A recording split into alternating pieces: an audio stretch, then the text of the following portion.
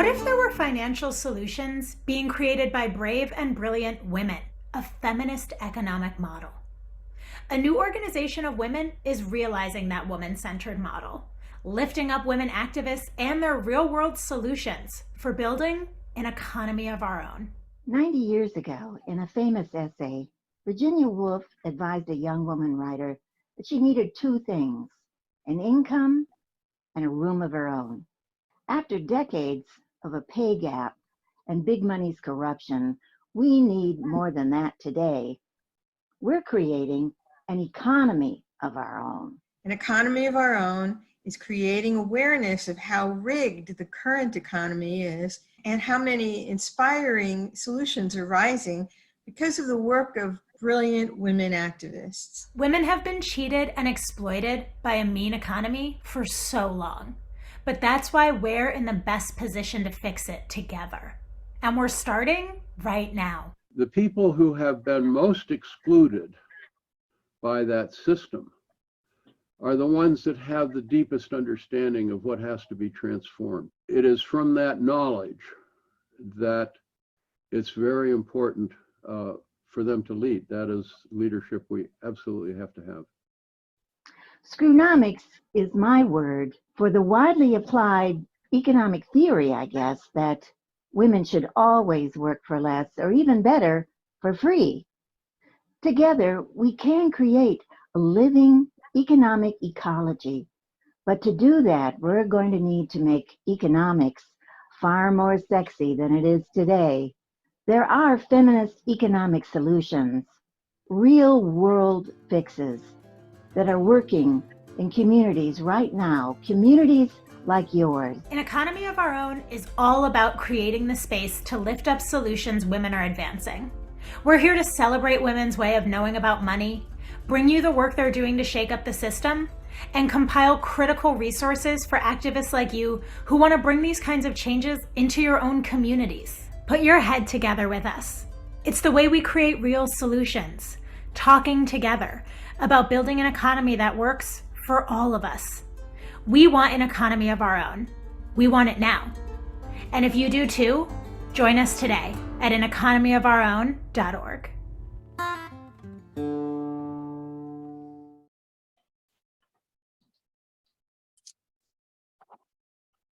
Well, hello and welcome. My name is Mary Beth Gardam, and I'm honored to be the moderator tonight of a conversation that touches us all. Who doesn't need a place to call home? I've been organizing for a feminist model of peace and justice for decades.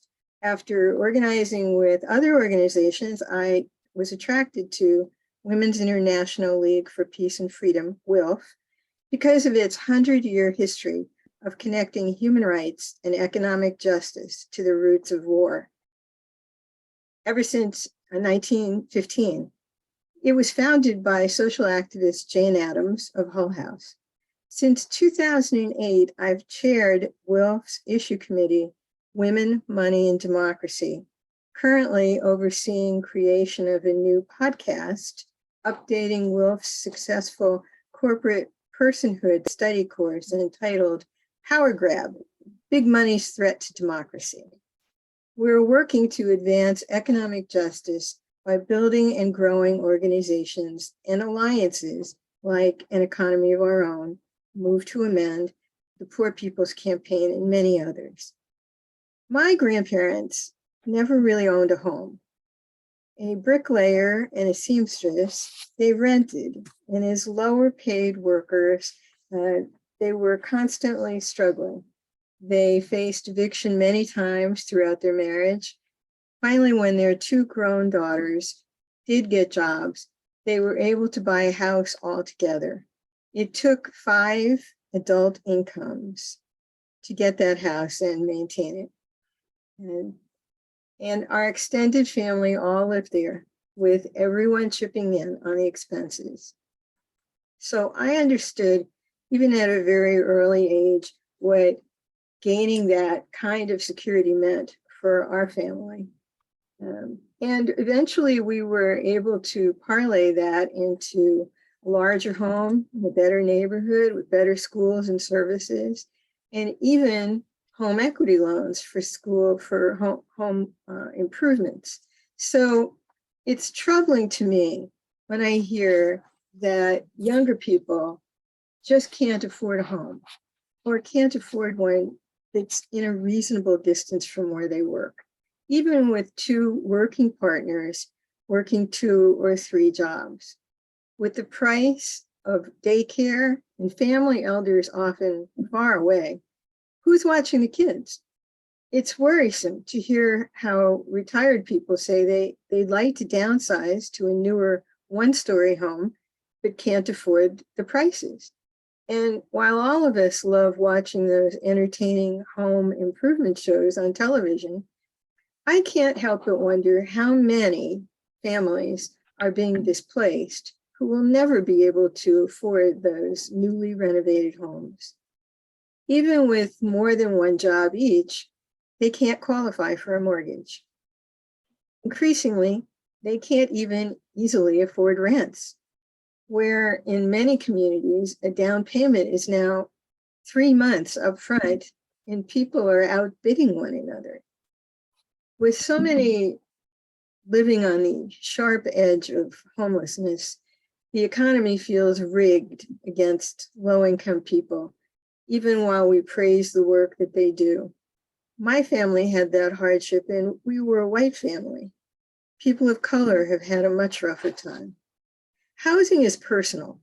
We all have our personal stories about it, the legacy of a family home or farm, the heartbreak and decades of long aftershock from foreclosures. But something dark is happening with American real estate today. Bankers, realtors, and investors are each dipping their beaks, while American families are increasingly being left out of the American dream. There are a lot of reasons for reduced housing stock, raised prices for construction, gentrification projects, and wages not keeping up with costs are just some of them. Our panel of experts tonight can help clarify and elucidate some of the facts and lift up some solutions. We'll begin by having each panelist here introduce themselves, state your location, and answer the first question in the process. What brought you to the issues of housing and homelessness? And how are you involved in creating solutions? Let's hear from Julia Orlando first. Sure. Good evening. My name is Julia Orlando, and I'm the director of the Bergen County Housing, Health, and Human Services Center, which is located in Hackensack, New Jersey. And it is the county seat, Hackensack, for Bergen County. Excuse me, Julia, I made a mistake. I did say that Rashida could go first because she's going to have to leave early. Oh, please. Go ahead. It's okay, Julia. Finish your thought. I can go second. It's fine. You've already started. Okay. All right. What brought me to this work? I actually spent 20 years in New York City doing supportive housing. My love was really working with people with serious mental illness and doing community work. And I had done that for 20 years, and I wanted to come home to my county here where I lived. And they were just starting out at changing what the work of homelessness was going to look at. And one of the things that really appealed to me was to not only do this important work, but to do it in my backyard. And I thought, how wonderful, for a number of reasons, to number one, be able to improve the place where you live. Also, when you work near where you live, you can be much more involved in your community, and your children see you involved in the community. You can volunteer more. It's not all about your work. And I think most importantly, when I learned about this model and what we were going to do, I actually knew that it was going to be a solution.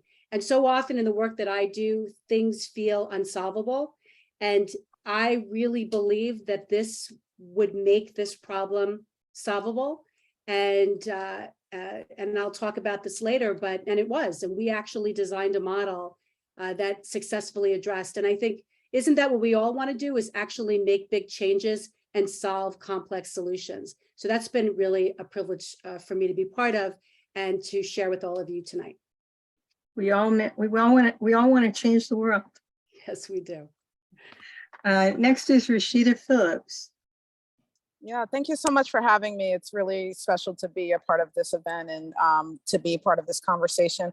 My name is Rashida Phillips. I currently serve as Director of Housing at PolicyLink, which is a national research and policy organization that serves the 100 million who are at or below the poverty line, connecting them, scaling up economic opportunities and access, and as well as racial equity. But my background, I come from Philadelphia, although we were talking before about how a lot of us are from Jersey. I was born and raised in Trenton, New Jersey, but moved to Philadelphia as a teenager. And so that is where I sort of found myself and discovered, where I wanted to be and what I wanted to work on.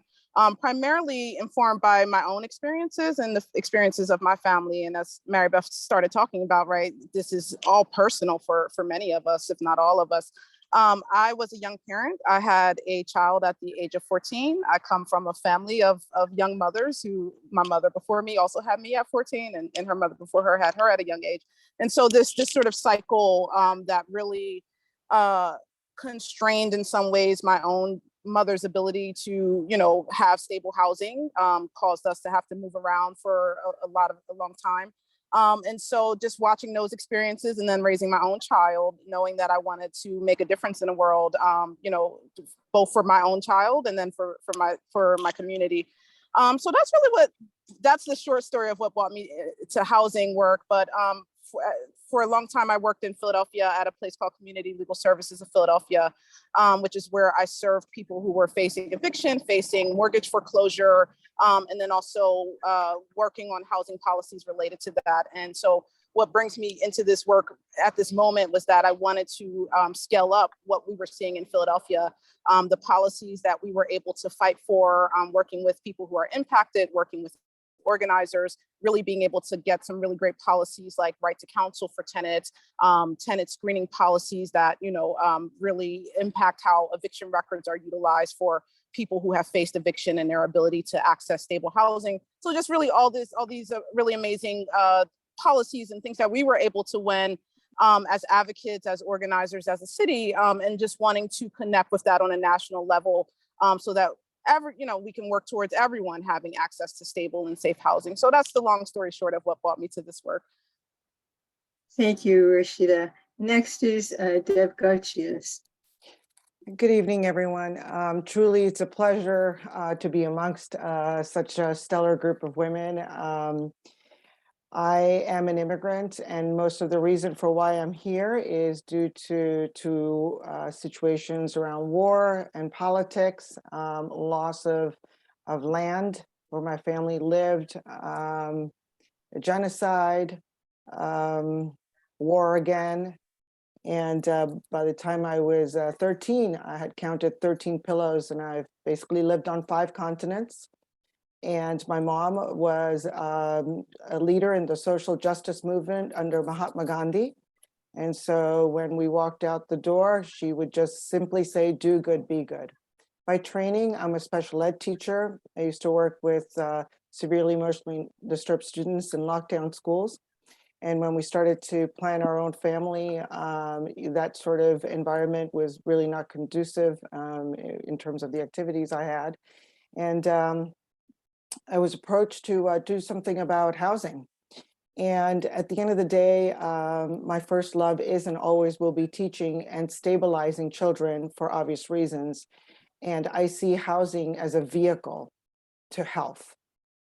And I know that if we can get the parent or parents in a stage where their home is something that they don't worry about because it is affordable permanently, it is not going to be taken away, that piece trickles down to the children, and the trajectory for those kids changes.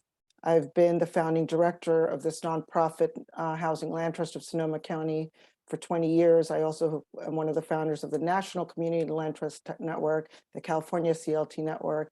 I'm a partner at Burlington Associates, which is a private consulting firm, and also on the board of an international community land trust network. Everything is based around creating solutions that are permanent. Do something, have a prototype, make a one-time investment, and make sure you can replicate that model efficiently. So I look forward to sharing more of that with you. Thank you so much for those introductions. I'm excited for the way this conversation is going to evolve. I wanted to remind our audience and participants to feel free to add questions throughout the event via our Q&A feature that's at the bottom of your Zoom bar and not in the chat. And Carmen, our tech person, will collect those and make sure that we get to see them all. So Rashida, I wondered, how close to homelessness are working Americans these days, and how much worse is it for women?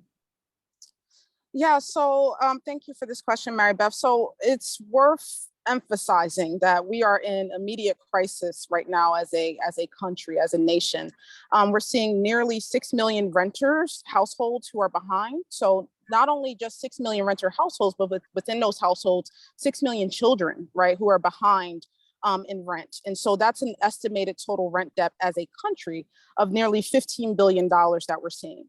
Most of the people behind, right, are not only are they women, right?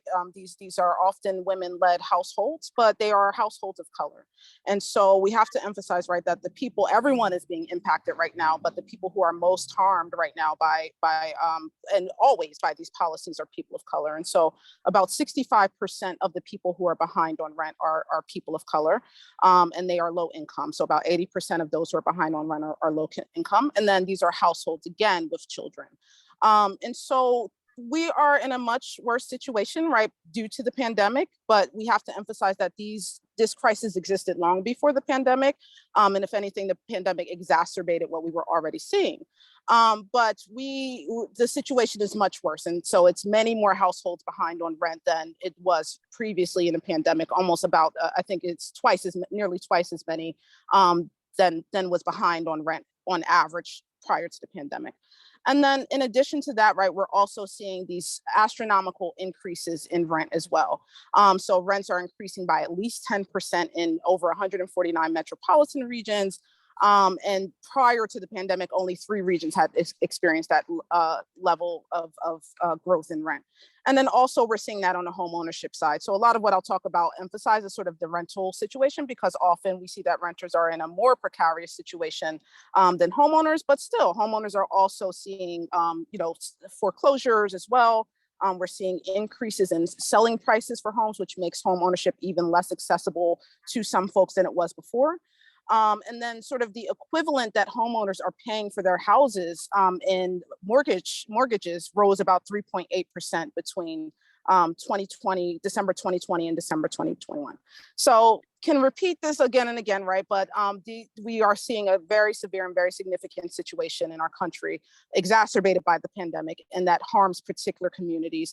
And so I can talk specifically about what we see in terms of housing instability for certain communities, right? Because not every community sees the same level, right? But just to give you an example, in Philadelphia, what it looks like is that Black women and Latinx women, for example, see the highest rates of eviction in the city.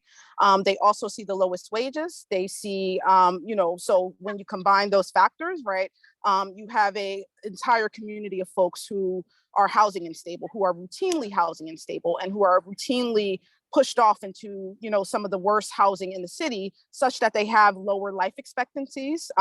Your zip code can determine how long you live in Philadelphia. Their children as well, right? So again, we're not just talking about women, but because these households tend to be headed by women, they have children, and those children also feel the impact of housing instability, whether it's not being able to have, a steady school situation where their education, the sort of other impacts that go along with it. But I'll stop there. But just to emphasize the point, right, that where you go, it depends on a local ground what your community may be seeing in terms of who's most impacted. But when we take it on average as a nation, it is women, it is people of color, it is people who are disabled, right, and folks at the intersections who are facing the most harm when it comes to housing instability. Yeah, even when my mother and aunt were quite up in years, I remember them painfully recalling evictions where they lost everything. They lost their toys. My grandmother lost her jewelry. I mean, everything was just put out on the street. And of course, that still happens around the country. It's painful and very real. Rashida, can you discuss how housing insecurity affects families and children short and long term, especially in terms of the kinds of ACEs risks that families face? Absolutely. I mean, there's both the short-term impact, right? There is the impact of the eviction itself. As you talked about, being put out on the street, right? It's a very violent event when someone gets evicted, right? You have a sheriff showing up at the door. You have, in most circumstances, less than 10 minutes to grab what's most important or what's nearby and run out the house. A person with a gun, right, is coming up to the door. So it's a very intimidating, very fearful and violent process in general. But then the actual impacts of the eviction. So when folks are evicted, if you have pre-existing medical conditions, right, this tends to exacerbate those conditions. If you're being, sort of displaced from a particular community that you may have lived for a long time, right, you no longer have the same level of access to, your medical supports, your neighbors, your grocery store, right? You may be forced to move to a place where you no longer have access to those things, especially if you're evicted and you now have an eviction record, which then follows you for the rest of your life if you don't have a solution where that record gets sealed. So that means that you are in less healthy housing. You often have to move to substandard housing when you're put out or you're displaced, right? And then these things lead to long-term impacts. So often, right, we can talk about the physical impacts, of course, and a lot of studies have been done that shows, right, that folks who have been evicted are more likely to have respiratory conditions, high blood pressure. These things get exacerbated. But then there's the mental issues, right? There's the mental health conditions that come about: depression, anxiety, hospitalization, long-term, suicidality, these sorts of things that pop up when people, right, their homes are torn away from them. And then, conditions that are associated specifically with children who live in substandard housing or who have unstable housing conditions, more likely to be lead poisoned, more likely to have academic decline, food insecurity, emotional trauma, right? I can go on and on and on. And then, there's also just the conditions of living in substandard housing itself, right? So we can talk about evictions, we can talk about long-term impacts, but when you're living in housing that is actively making you sick, if you live in a city that does not have great, inspections in terms of inspecting properties, if you live in public housing, right, and they're not doing a good job of making repairs, right, your housing can literally kill you. It can literally make your health decline. So that's what we see when it comes to long-term impacts and short-term impacts of housing instability and eviction. There's a wonderful video that talks about the generational wealth gap between returning GIs after World War II who were given help buying homes, who were white, and Black returning vets who were not given the same benefits. Can you talk about the generational wealth and equity that a family has in home ownership and how that translates into wealth or poverty over several generations? Yeah, so in a number of different ways, and it's probably, I won't have a ton of time to unpack it, right? But when folks have that equity in their home, they can do a lot of things that other folks who don't have a secured, piece of equity can do. You can send your kids to college, right? It makes all the difference between someone who's able to draw on equity in their home to send their kids to college, or a big, medical expense comes up, an emergency, right? Being able to draw on your equity makes all the difference for some families. And then there's just the fact that, right, when you are a homeowner, often your mortgage is going to be cheaper than it is when you're a renter, right? So that means that you can save up more money, over time, right? So that also translates into what you're able to pass down to your children. If, you're spending more than, over half of Americans are cost burdened, meaning that they are paying more than 30% of their income towards their household monthly expenses. And so if you, and it's been shown that people who have, who own their home, right, their mortgages tend to not be as high as someone who's paying rent, although again, that's shifting because of inflation. And so again, that just goes towards what you're able to do, how you're able to use your equity, how you're able to use that security when you're not having to move at the end of your lease every year or every 2 years. people's ability to save up. And again, if they're not paying over 30%, 40% of their income towards their monthly household expenses, what they're able to do that other folks aren't able to do. Again, having that extra couple dollars each month that you can save or that you can use towards make your quality of life better. Right. There's a famous ad on TV occasionally about a guy mowing the lawn and smiling and saying, "I'm up to here in debt, but oh well." So, you know, I think that's how so many people in America are living these days. I want to shift a little bit and ask Julia, whose city or whose county, Bergen County, New Jersey, claims to have eliminated homelessness through a very comprehensive program.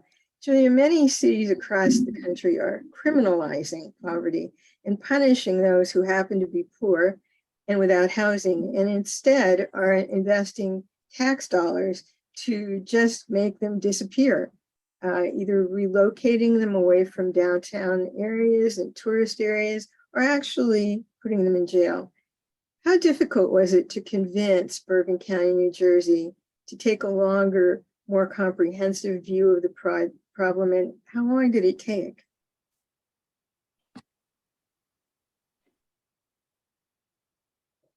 Oh, you're on mute. Sorry, I was muted there. You know, it is such a privilege to be in a community of political will, and I often get this question, and I'm often asked, "What did you do?" And I have to explain, it wasn't that I did that.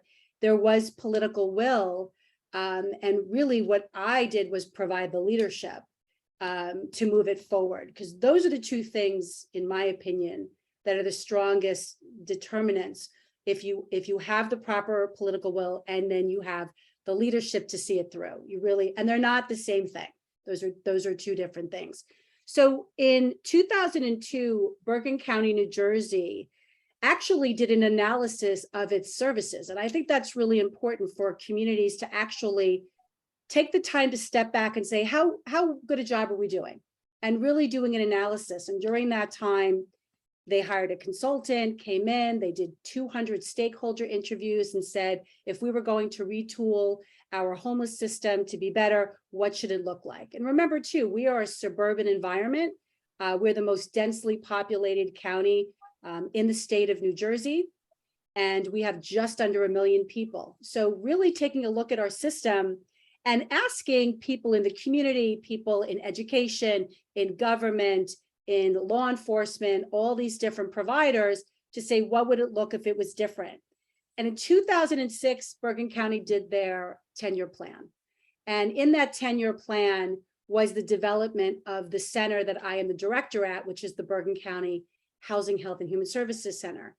And why that's such a critical part of the 10-year plan for us was that, number one, it was within the city of Hackensack. It was in the county seat. It was walking distance from all of the services. It was walking distance to transportation, to food, to all the things that people would need. But more importantly, we brought all of the critical services in and designed a one-stop so that people coming in were able to see someone from welfare. They were able to see a nurse. They were able to see veteran services. So in 2009, this facility opened up. We've had it open now for 13 years. And in 2017, we were able to achieve functional zero for chronic homelessness. And if you think about chronic homelessness, when you think of a homeless person, what you're thinking about is what's usually known as a chronically homeless person, a person outside for long periods of time with mental illness, substance abuse. And in achieving that goal, we did not eradicate homelessness. We still have homelessness. You're always going to have homelessness. But what we've established is a way to address homelessness for what it is, which is really a crisis, and in many cases, a disaster. And getting in there and providing basic needs and attaching people quickly to the services that they need to end their homelessness. Because you know what Rashida's talking about is the longer we have people in crisis, the longer this continues, the more it affects their health, It affects their finances, their credit, what eviction can do for someone. It affects whether they get housed again. So there's so many factors here. So the idea is to really design a program that is has a sense of urgency to it. And I think that's what's missing from so many programs across the country. We're not holding anybody to having a sense of urgency. And what Bergen County did in 2002 and what they continue to do now in 2022 is to still have that political will, to still say that it's not okay for someone to sleep outside. It's not okay for us to not have the proper services for the people that are the most vulnerable in our community. And it really, in my opinion, it really starts there. Did you get any pushback from locating this in downtown Hackensack? You know what? I don't think that you can put this anywhere and not get pushback. You know, every community that I work with across the country will always have what you were saying, Mary Beth, in the beginning was, let's locate it outside, you know, far out of the city limits. These poor people, they don't need the noise and the crime and the this and the that. And I'm like, you can build that, they're not going to go. So just because you build something, if it doesn't meet the needs that they have, they're not going to go. I mean, it's just not going to be that simple. But there was a lot of pushback. And what we got pushed back the most on was the model of having a housing first approach. This facility was designed to address chronic homelessness. And if you're going to address chronic homelessness, you really have to be low barrier. You really have to be a housing first model. And there were many people that were very vocal, very angry, very hostile, very skeptical, and boisterous about the fact that that's going to fail. And what that means is that people believe that people have to earn housing. You have to be drug-free, you can't drink, you can't drug, you can't have mental illness. If you do have mental illness, you have to take your medication, you have to be in program. So if we're going to require, if we're going to require people to do all those things, they're going to stay in the street. That's not a model to end homelessness. So it's so important to recognize that you're always going to have your detractors. And when people hear housing first, what they think they hear is housing only. And no one's saying that. We're saying housing first, but housing with supports. So that is a really important distinction. And that's exactly what we did. And it helped. We had people on the street for 10 years, 10, 12 years, 15 years that finally got into homes because of a housing first model. And it's not, I'm not saying it's right for everyone, but there is a certain segment of our population that this has been very effective for. And you've been pretty proactive in terms of working with landlords, right? Yeah. So, you know, and the other part of our model is the fact that we have the housing authority, who's my employer, who's managing the facility. So really, when you design a shelter response to homelessness and you put housing at the center of it, you're providing the solution right there, right? So you provide housing and then you provide the ability to pay for the housing, the supports around to get into the housing, to work with landlords.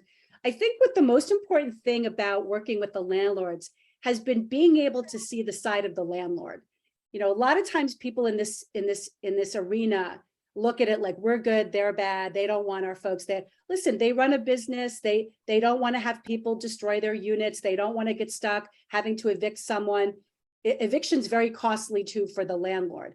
So when you're working with landlord, there's a lot of education that goes into it to say that, you know what, if you're going to work with our folks, we're going to be there for you. If you're having a problem, you're going to call us, we're going to come in.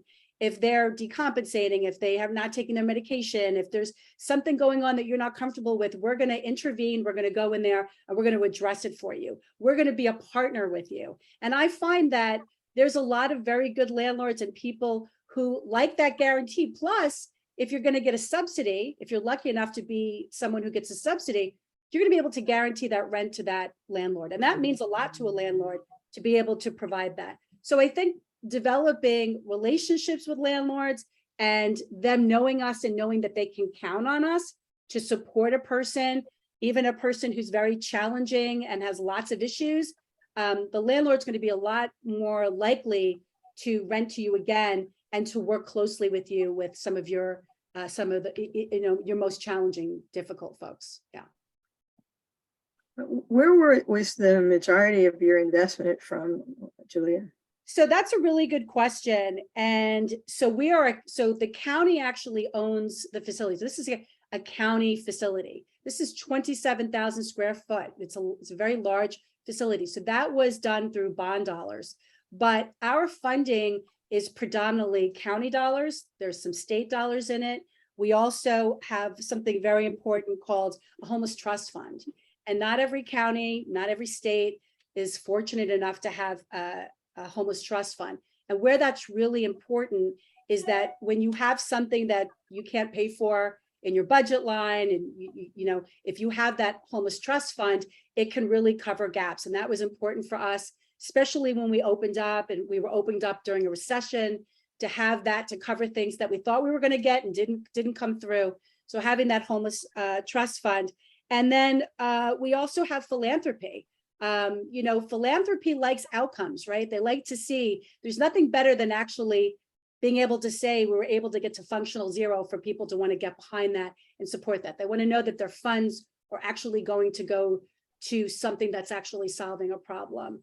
And in addition to that, we have our housing authority, which is through HUD, is providing vouchers and subsidies and through community development. So we are very fortunate to have these various types of funding for our programs. And then in our shelter operations, which is Christchurch, they also have FEMA dollars. So, it's a little bit here and a little bit there that's different, but you know what?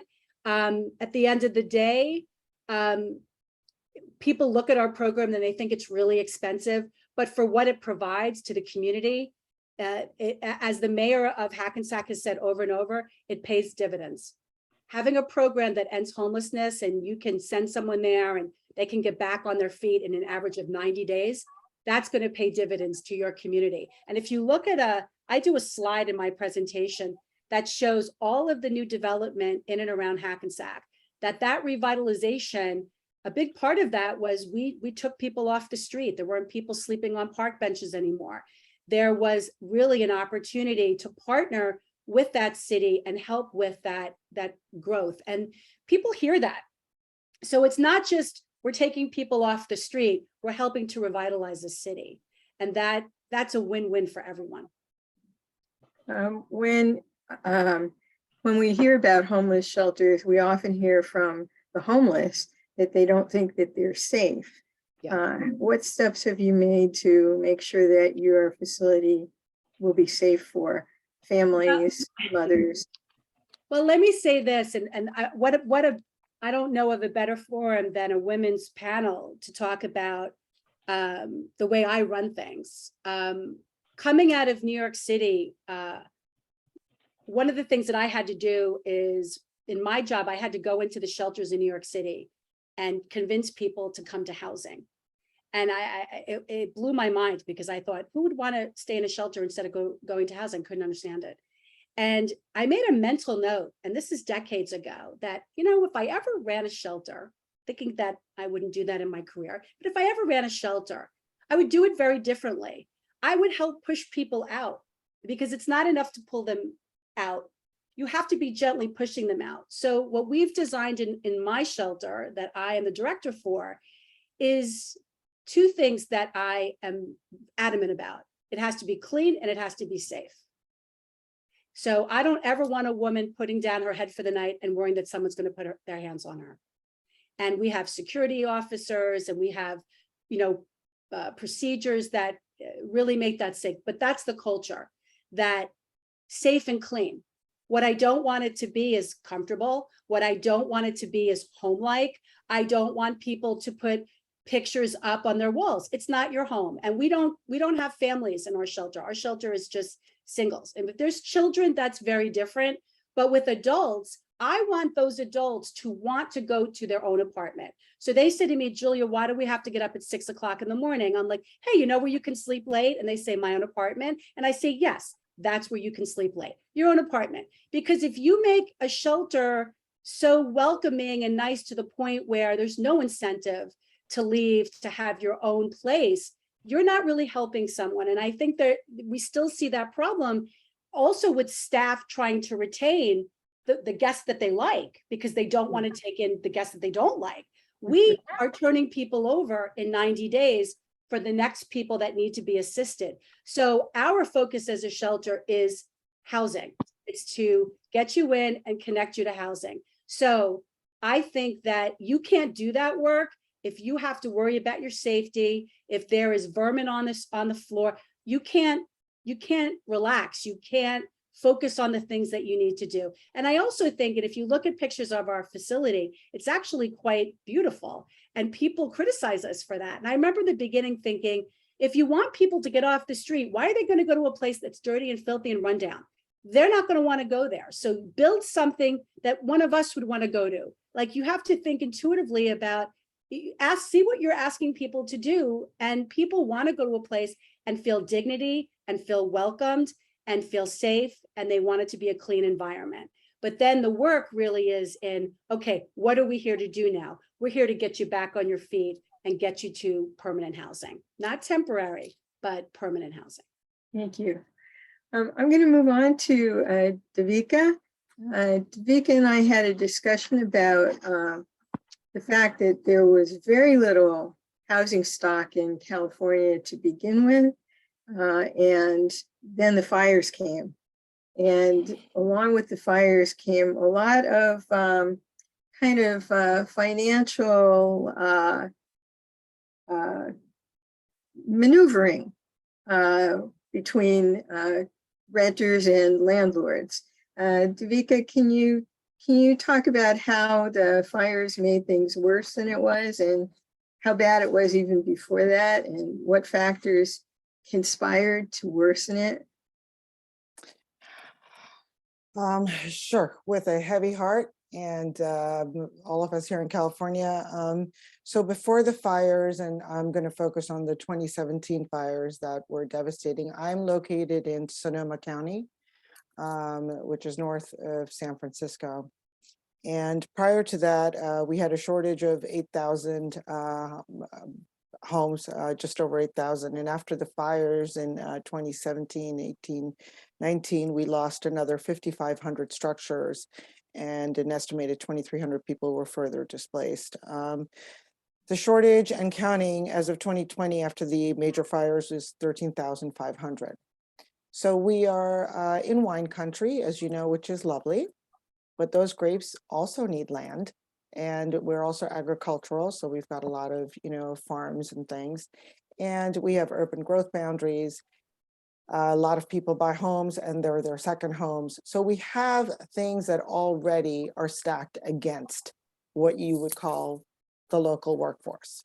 So our organization is really here to, number one, acknowledge what what everyone has said really from the top of this conversation, which is that people are paying in rent a lot more than they should be, right? We know this.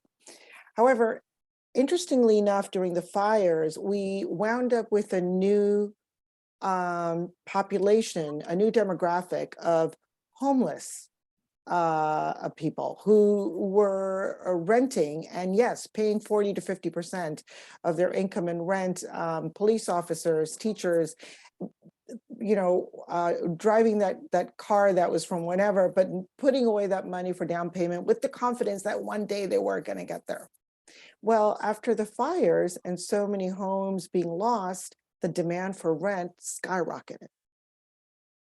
And the fires occurred in Coffee Park in Santa Rosa, which is very much a working, of household family neighborhood. I would say, somewhere between very low to moderate income households, and also in Fountain Grove, which is a very exclusive area, and all people were looking for a place to rent. So this new discrepancy came about where I noticed when I was giving keys to our homeowners through our program, which is a first-time homebuyer program. You can't make more than 120% of area median income. It's affordable housing. We don't require a down payment. We're fighting all these barriers, right, to make homeownership an entrance. What I realized is I was giving keys to people who were technically homeless. because they had lost their homes in their rentals in the fire, did not expect to necessarily have any kind of program that were involved in, were couch surfing, not really counted. Eventually the county did count them in their homeless count, because that's exactly, you know, where those demographics and that data belongs, so we could see it. But the landlords were giving notice to people saying that they were going to remodel, painting a wall or what have you, and then renting those available places for a lot more than they should have been, because you can imagine the mess we were all in. And you can have, I agree with you, Julia. I mean, it's all about policy. I always say that, you know, do what you will, do the prototype, be innovative, you know, work with the philanthropists, partner with private developers in our case, and the government, and be that workforce, bring the leadership, do the work, and then codify it, right? But here we are. Who's going to monitor even the best rules, you know, and policies? So there were people renting houses for $12,000 to $17,000 a month because they could afford it. And of course, in the insurance situation, the people who had insurance were having their rents covered through the insurance. And again, the people that were hurt the most, let's say in Coffey Park, were the people who were renting those homes and didn't own them and didn't have insurance. So the domino effect of what the fires showed us, and the additional layer of inequity, it just killed us. I mean, our homeowners purchase their homes, and the prices that we have are tied to their paycheck. So the first thing that happens when they buy a land trust home, examples of which are behind me, are that they're living in a market rate neighborhood where 15% of the homes have been set aside for the workforce. And that price is tied to their paycheck, no more than 35% of their total housing costs. So right off the bat, we've corrected the overburdened cost of housing. Secondly, because we don't require a down payment, they can actually save for that down payment. We've had 27 resales, housed 158 families and counting. And we can recruit and retain that group and have them sell the home to the next person who's in the same income level they were in. They take their equity and they buy a market rate home. So, you know, there are a lot of facets to how housing is a vehicle, but the fires definitely added to the burden in the community, I think, and to the people here. Can you explain a little bit about what a community land trust is and how it works? Yeah, certainly. So if I say to you that you can go hiking in Yosemite, over here, Muir Woods, et cetera, and that your children will also be able to do that, and your grandchildren, we all kind of go to a nice, happy place, right, where we're all taking these hikes, and you're sure that that land is going to be there for the community benefit. You're sure that the single use of that property is to benefit the community in a very healthy way. The community land trust model is the same. The land underneath the homes are held in trust by a community land trust, which is a 501c3, a nonprofit organization. The land is held forever. It is taken off the speculative market. It's never going to be sold. And the only use for that land is for that house that sits on it to be affordable to a targeted income level in perpetuity forever. So the home is purchased by the homeowner based on their paycheck, and the land is leased to that homeowner through a 99-year renewable ground lease. Now, you can't say forever in legal terms, but you can say 99 years renewable. So by partnering with a community land trust, we can set aside through cities and towns we work with land within market rate communities that are set aside for the public as community wealth. And then the developers build these houses and sell the homes for a price we've negotiated tied to the paycheck. That way people can access house and land. We house a lot of teachers, medical personnel, first responders. And what's the catch, if you will, right? In quotes. It's a pay it forward model. It's stop renting, start owning today in a community that you're priced out of. And when you're ready, sell it, and sell it to someone that's in the same income level that you were in. And in the meantime, you've been able to build equity, and you've been able to have the quality of life and that stability in your housing expenses because it's a 30-year fixed mortgage. So does the property appreciate? the whole idea is to take the house and the property off of the speculative market, to divorce ourselves from the market, because that is exactly what's not working. The paychecks do not keep up with the rise in the market for housing. So we have flipped that whole thing and created our own for economics, our own microeconomics, because the only index, I see you smiling because I loved what you said in the beginning, right? And so that's what we did. We said, this is not working. What works? The only index is the paycheck, fine. So yes, we front load a heck of a lot of subsidy. There's a lot of work on the front end to make it happen. But when you use tools like inclusionary housing, Julia, there's no money. It's political will. If the city council says, listen, developer, you're going to come in and build all these market rate homes and you're going to sell them for $1 million. You're going to set 15% of those aside, and the land trust is going to partner with us and we will sell them to our teacher for $300,000. And then we'll allow you to build. It's a win-win. Someone on our Women, Money, and Democracy Committee is involved with a really deep exploration about monetary reform, and she points out that houses are really the only commodity that we have that the bank turns them over all the time and sells them as if they were brand new. Even though they're aging, the bank has a new product every time it changes hands. So the bank comes out ahead, even if the people, the value of the house goes down. They're still doing pretty well. About how much money does it take to create a community land trust, and how hard are they to set up? If you have an interest in doing that in a community, who needs to be at the table? So wearing my other hat as a consultant at Burlington Associates, I have founded, for clients, many community land trusts, and it all depends. Our community land trust really was fortunate and had philanthropic roots. We have community land trusts that are incubated by local cities and towns. I'm working with several of them right now. In some cases, it's just people in their backyard that want to do something. This model is very beneficial to employers.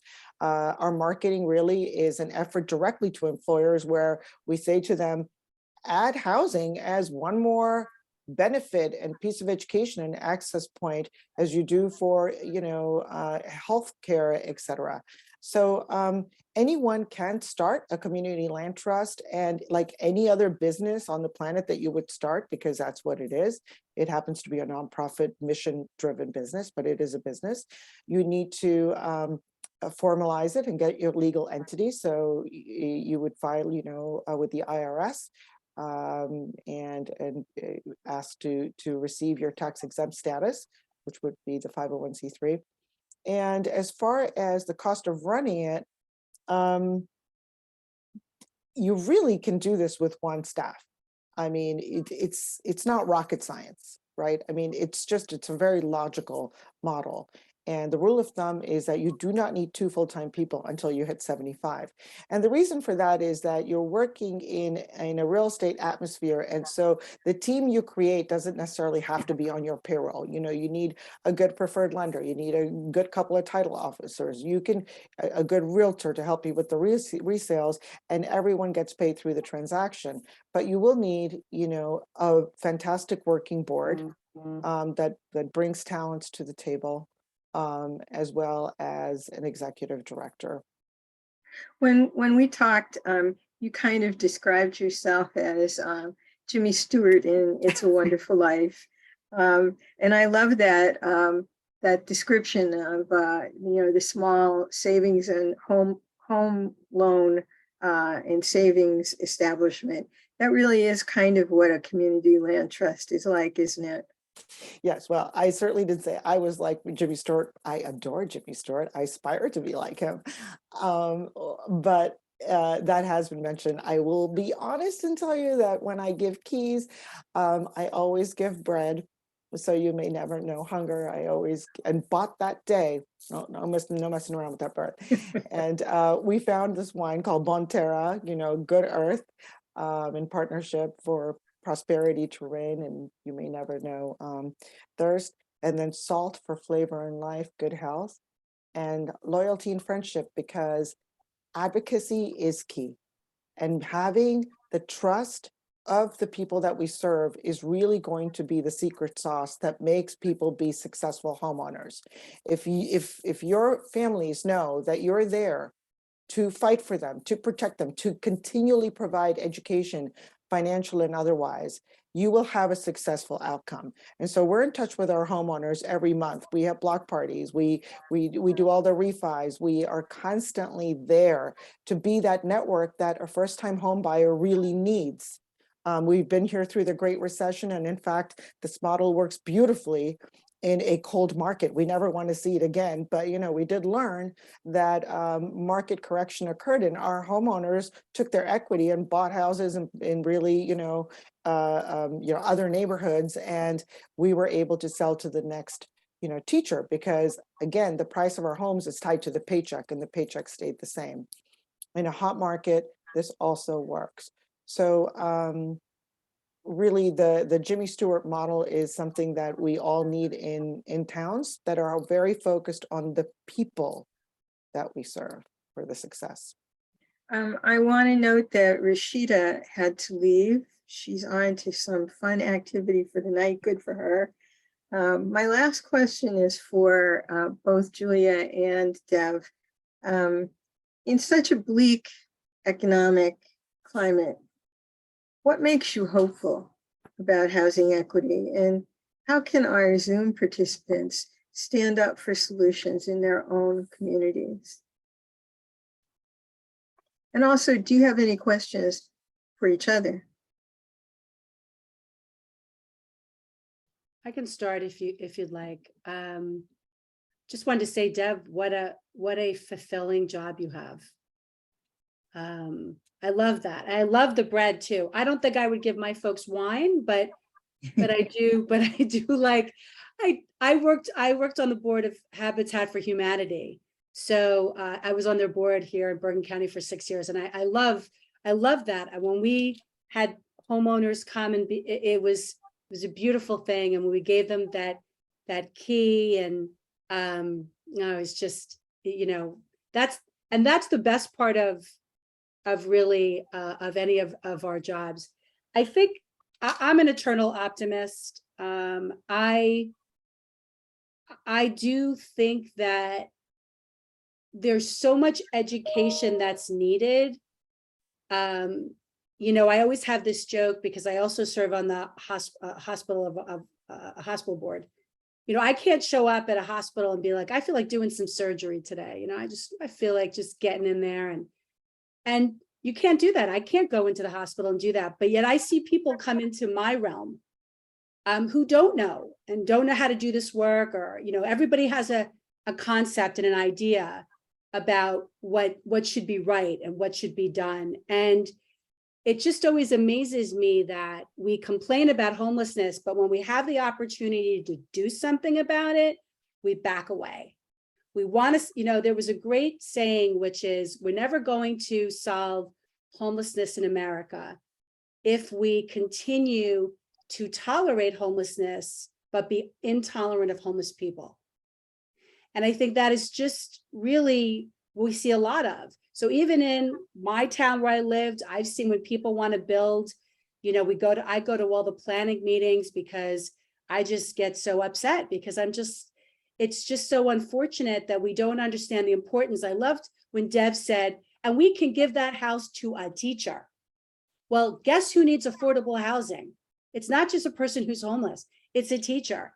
It's my kids who are 23 and starting out, and to buy a home where I am, it's outrageous. It's outrageous. So I think what our participants can do is to understand that we need to support those solutions. We need to support the things that actually make all of our lives better. When we all have safe, affordable housing, and our kids can go to good schools, and they're walkable environments. We all have access to the good stuff.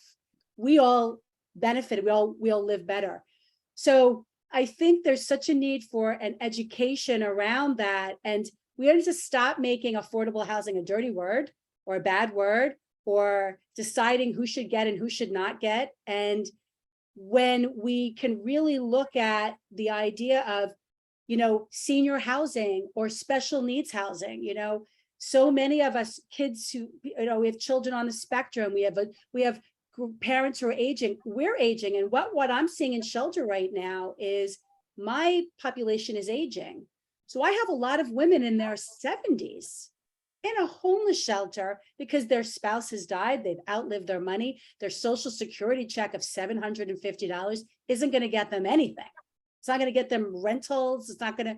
So we really need to understand that, right? The baby boomers, they're getting older. Grandparents are becoming homeless for the first time. So if we can really understand a little more about how this all got to where we are, that's the other thing, really understanding the housing crisis, where it came from, when it started, why it's as bad as it is now. And our voices matter in our communities. So when Habitat for Humanity goes to build something in your community and you're fighting it, understand who you're hurting. We're hurting these families. Habitat for Humanity are families that are working, but they don't have enough money to afford a home. They're good, decent families who are wonderful neighbors, and their kids are going to be in school with your kids. But we attribute developing housing in this, I think, unless it's luxury homes, in a very negative way. So I think we can all become educated, become better advocates, and support, really supporting those in our communities that really need that assistance. Okay, and Deb, answer the same question. Yeah, well, I agree, obviously, with everything that you said, Julia. One of the frequent comments I see from people that we qualify is that they were going to move out of state. And that state changes over the years. I've had the sad, reality in front of me of it's this state, now it's that one, because more and more places are also becoming unaffordable as they get saturated with people who've left the previous state. We need an entrance and exit strategy. We need to house. I also served on our homeless shelter for 7 years, and one of our founding board members was the head of our local homeless shelter, COTS, here in Petaluma. We need to house the people that are completely unhoused. We need to have an entrance strategy. We need to have permanent supportive housing. We need to have transitional housing. We need to have rental housing. We need to have housing that is for the workforce. We need to have market rate housing. We need to have housing for the guy at the top of that mountain that's a $1 million home. We need it all. Yeah. The common denominator is we're all people. So cutting off for any reason and creating and living in an us and them situation is not the right door. Now, you don't have to be passionate or understand or even be willing to participate in any one of those entrance or exit strategies, but find one that works for you and then get behind it, get educated. Show up and let your elected officials know that you support it, because we don't need money when we can get political will. That leads to money and partnerships. But the influence you have just as a single individual in your community is the power to vote, is the power to decide who makes decisions. And those people at the dais want to know how they're doing. And you give them the confidence. You give them the quote cover if they need that, because there are NIMBYs out there and they don't understand what Habitat does. We also partner with Habitat. So I think it's our common denominator. We're all human. We all need housing. We all benefit, and it's just where in the spectrum do you want to be that makes you happy and participate. Well said. I hope people have been putting questions into the chat, into the Q&A. Let's see. Janice Richards said, I want to see the day when the United States housing is taken out of the private economy and put into a public system that requires no down payments or deposits, is affordable, is not at interest, and is secure from eviction and foreclosure. What do you guys think about that? Will it ever happen? Is it a good thing? I I'm think gonna let Deb, I'm gonna let Deb answer that. I can one. certainly answer that. I mean, we can get to some of those things, and not having a down payment is something that we can do. And there's a reason for that. You know, we can get an 80-20 loan to value for all the geek people out there, and I can explain offline. But you have to qualify for a mortgage. We can create the opportunity for you to get into home ownership, but we're not a bank, right? We still have processes that are, you know, the way that things are set up in our society. So you do have to qualify for a mortgage. You do have to have credit. Generally, it is with interest. Habitat for Humanity famously used to do, you know, interest-free, but and I have very deep roots in Habitat as well, internationally and local. That's becoming harder for Habitat to do because, anyway, it just isn't really possible. And there are 1,000,001 scenarios of why there are circumstances for what happens while you're a homeowner. And so I think that the best solution to that is to be aligned with an organization that provides stewardship, so that there's no question that's too big or too small, that even if you think you see the lights of the train coming and it's not even a fact, but you even think you see the lights of the train coming, there's someone in your corner, there's someone in your court that can give you solutions to consider or provide you linkages with experts in the field to keep you well housed. Get in front of it. Janice also is not a fan of speculators. And, you know, in the introduction, I did talk a little bit about gentrification and those great remodel shows and how fun they are to watch, but how devastating they can be to people who actually live in that neighborhood and now are priced out of it. What kind of compromise can we make between speculators and homeowners, neighborhood folks? Is there a meeting of the minds? Is there a way to create a more equitable system where speculators don't get the upper hand?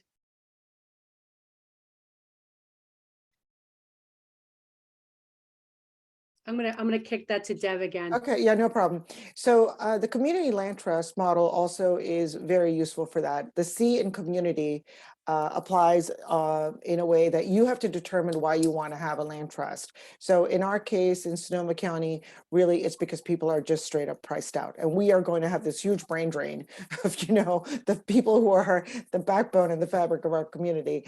And also our next generation, just forget about it.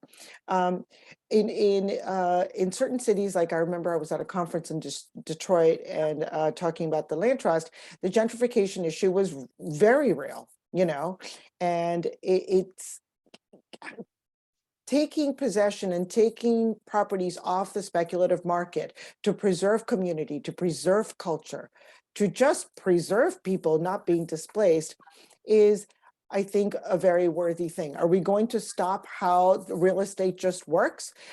Probably not, because the availability of cash and freedom is there. However, I think if we are organized and we partner with governments and developers, we can find that medium. For example, inclusionary housing, which is what we do for most of our homes. There's market rate homes, but there is a policy that requires you to have on-site, within the same community, scattered homes that are just like the market rate homes, set aside for a certain income. And that has to remain in place forever. So I think there's a give and take situation, and you have to find that point of negotiation and partnerships that will bring political will, policy, money, and monitoring, stewardship, and education together. I hope that answered Maureen's question about how do we go upstream and make housing more affordable for everyone. Another solution that we've talked about at An Economy of Our Own and at my committee, Women, Money, and Democracy, is the idea of public banking, which is taking off in California and some other states as well, which boasts the ability to offer more accessible mortgages, student loans, and small business loans.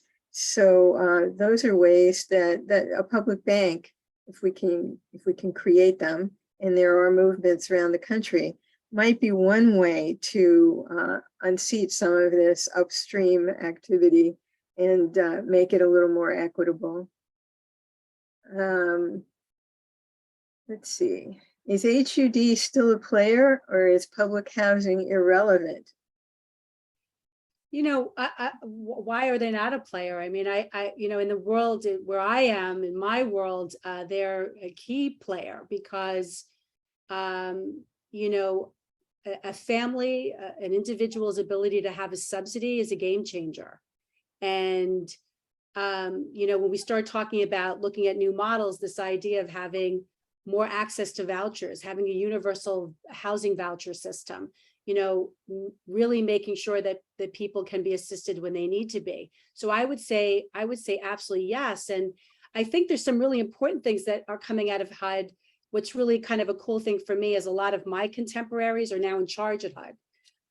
You know, you get to be a certain age, you get to actually, you know, see people you've come through the ranks with. And I know that they are visionaries and they're people that think differently.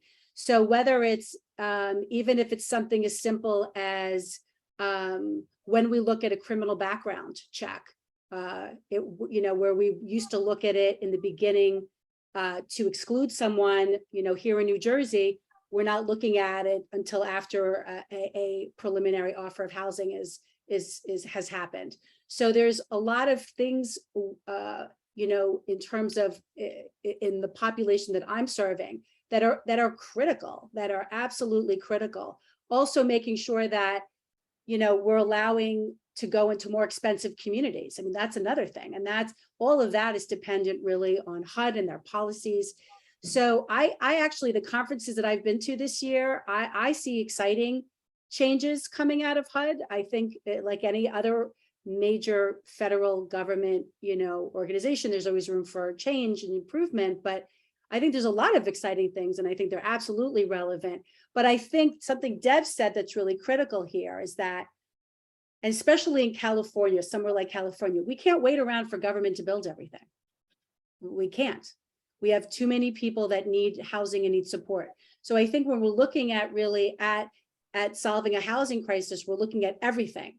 We're looking at all of our options to bear and at philanthropy and looking at all these different ideas because we're going to need them. We're going to need all of these at the table. And HUD is still a very big part of that. Absolutely. I'll say too that there's a new task force that the Biden administration created to deal with the inequity in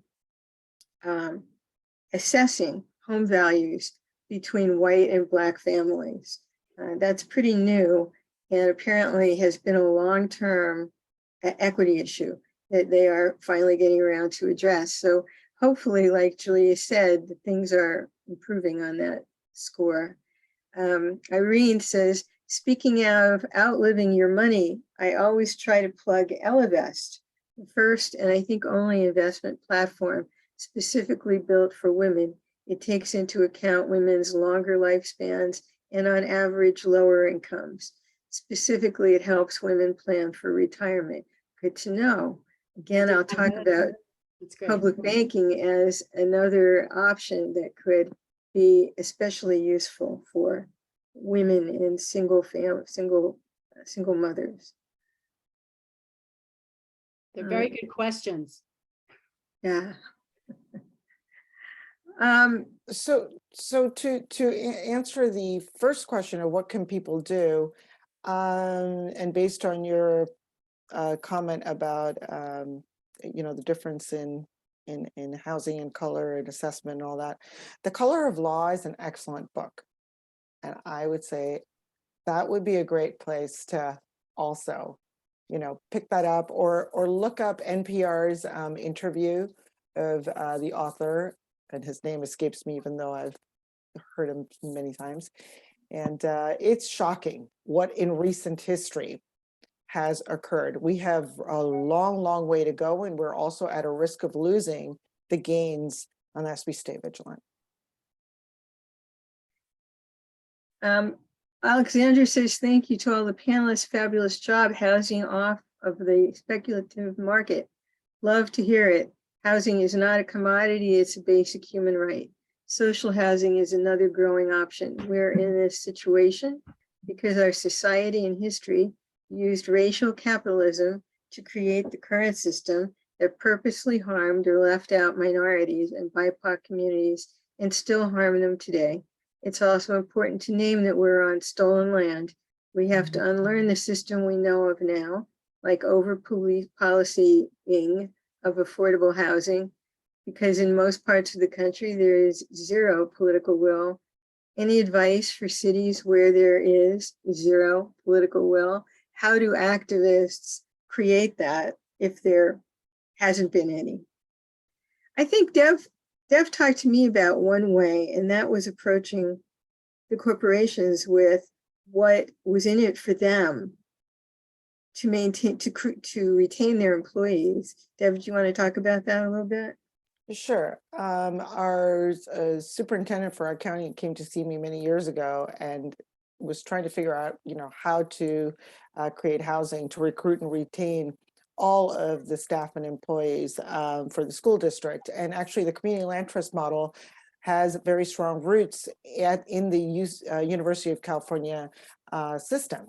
So, UC Irvine, for example, has been using this to recruit and retain their faculty and staff, because they would have faculty come out, teach for a year, and then they wanted to put down roots and buy a home, and they couldn't, so they left. Same with our law enforcement. And so we market directly to the big hospitals, to the superintendents. And so we tell them to take all the credit for making housing opportunity for themselves. Here's a flyer, put it in your staff room, put it in the paycheck, put it in your newsletter.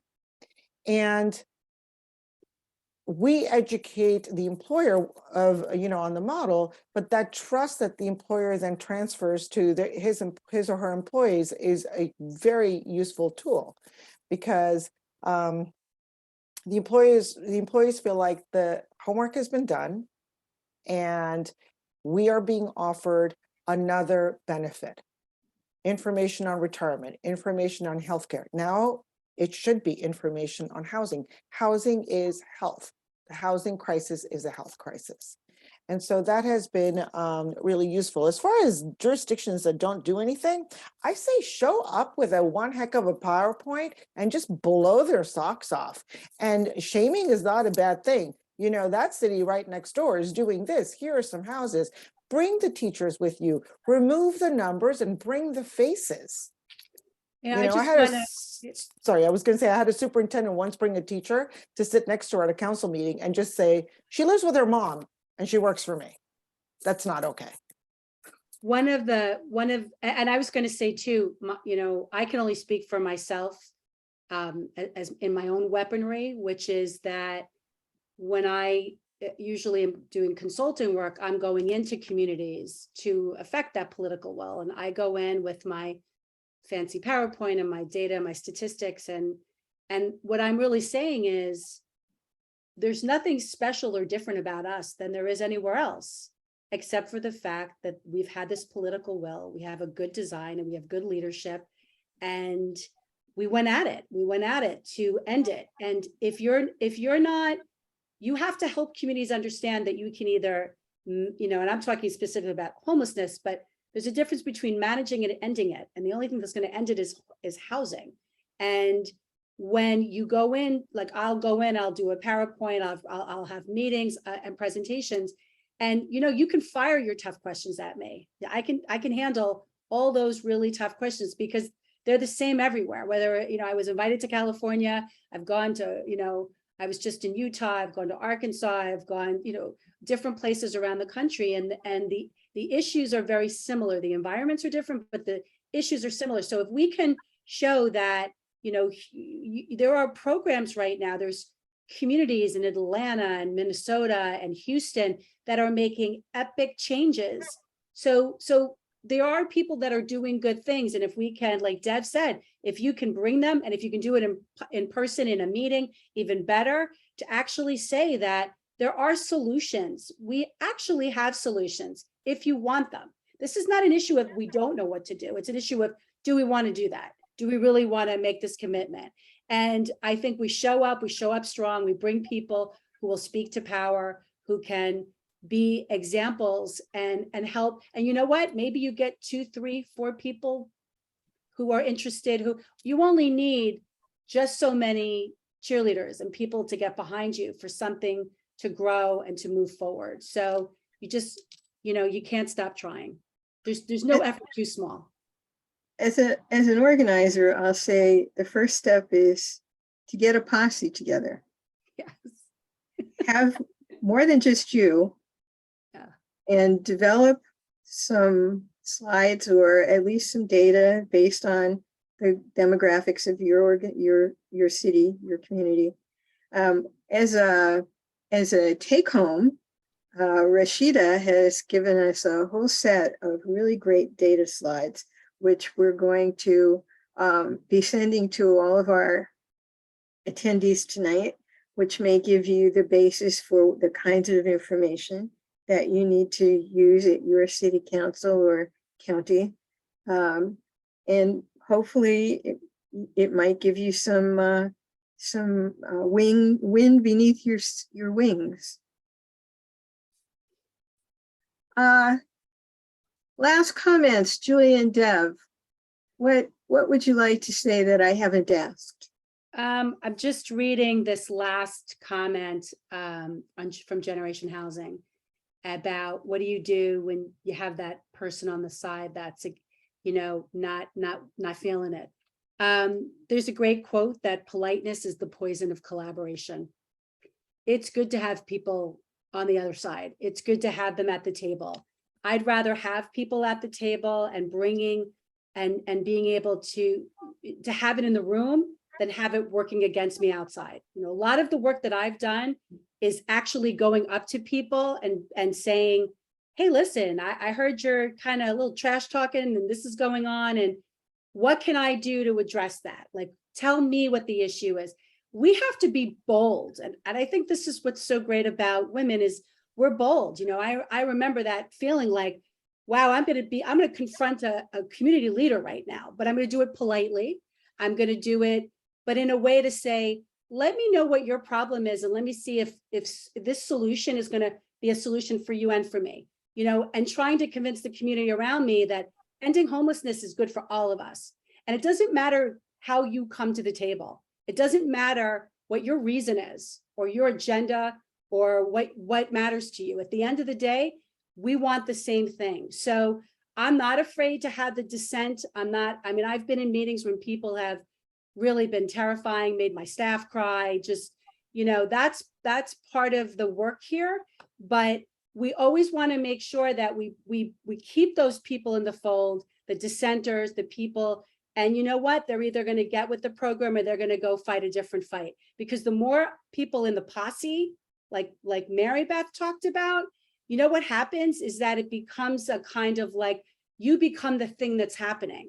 And people want to be part of that. People want to be part of a solution. So even if it starts small, but it starts to grow, it'll eventually address the naysayers and the people that are working against you. At least that's my experience. I don't know if Deb wants to add to that. Yeah, I'll just continue with what you said. And eventually, it's not your mission. It's not your project. It is that other person's project. It is a community project. And really, I think that the big part of the job is to find the fire in your belly and then find the fire in the other person's belly. The content, the skill set, all those things can happen, will happen, but you need people who are driven by a mission, and that will then, you know, be the fuel that you can use. But don't get comfortable. You know, if you're happy and you had a win, well, good for you. That's great. You know, but there's a next peak. You may stop at the plateau, but keep on climbing, because it's not, there's too much to do. And if you are in a blessed enough position that you get to do this, then use it. Don't waste it. Thank you very much, both of you, and also to Rashida. It's been a great conversation. Ricky?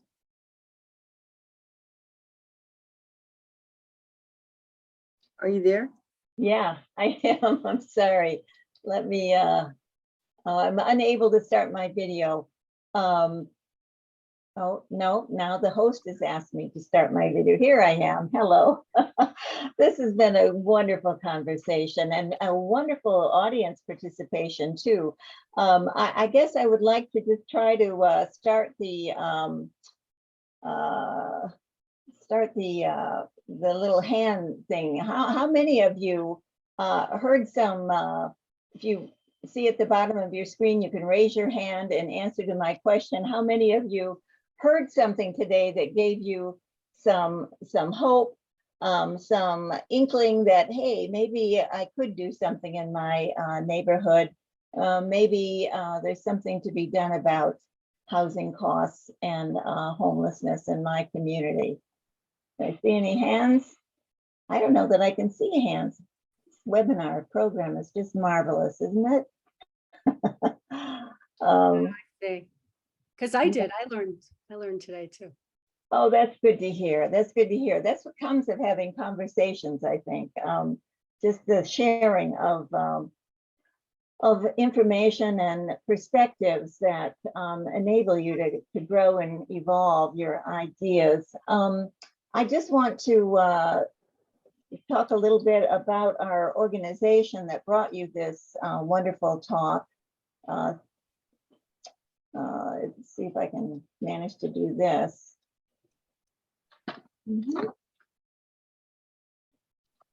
Okay, next time I think I'm going to have Carmen do this.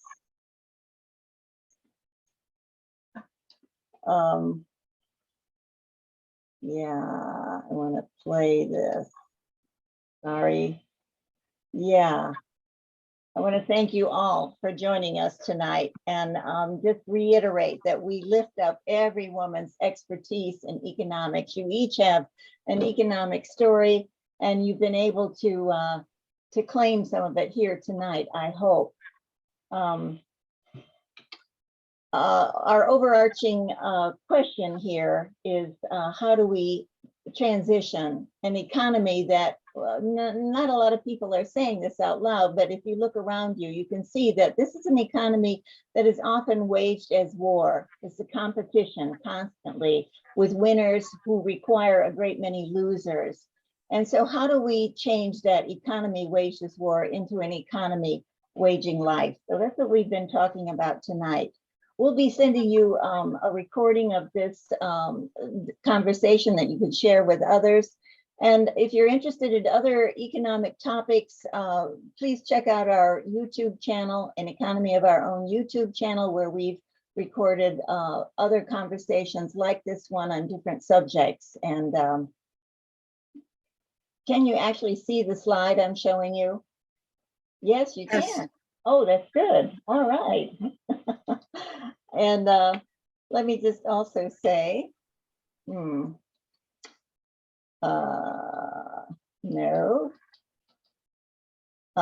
In Women We Trust and the Men Who Love Us, we know that there are many men out there who come to our events and do listen to women on this subject, but it's not always the way it is, but we do appreciate you. There are lots of ways to keep in touch with us. You can, we have a web page, we have social media. we have a wonderful newsletter that I'll be putting you all on our newsletter list, and you can unsubscribe easily if it's too much for you, but we hope you'll join us. You can register for other Zooms of our own. We have usually an event once a month, and register for a learning circle, which is another kind of learning experience, kind of a workshop. We've just been studying public banking as an example. And naturally, we're very interested in your suggestions and ideas, and women that you think ought to be engaged in conversations with us about changing this economy into one that wages life. We got our name, An Economy of Our Own, from Virginia Woolf. As you saw in that film that we began with, she said a woman needs an income and a room of her own. We need more than that. Together, we can build an economy of our own, and that's what we're here to do. So thank you very much for your conversation, and for our wonderful guest, Mary Beth, you've been a peach. Carmen, you is our digital whiz who made everything possible here and is not at all responsible for all of the screw ups that I just made on the Zoom. All right. Thank you. Thank you again. Thanks to everyone who came, and tell your friends about this organization. We want to grow and widen our circle. Good night. Good night. Thank you, everyone. Thank you. Thank you so much.